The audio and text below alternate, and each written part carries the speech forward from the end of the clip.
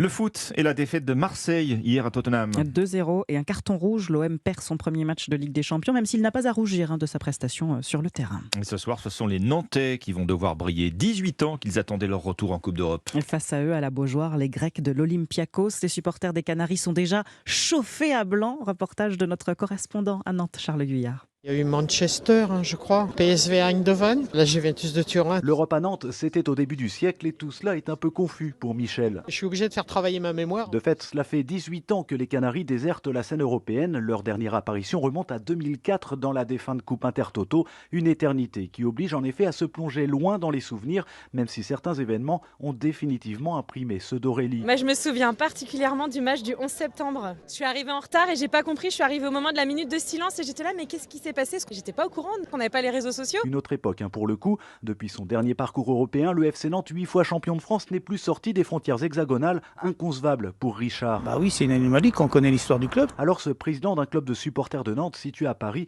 ne pouvait rater ce rendez-vous. Il était hors de question de manquer ça. C'est un peu un pèlerinage. Un pèlerinage qu'ils feront à une quinzaine de membres de cette association depuis la capitale. Ils viendront se mêler à l'enthousiasme général. C'est un truc fantastique. Historiquement, oui, c'est quelque chose à Nantes. C'est vraiment magique. Ça a fait chaud au cœur, quoi.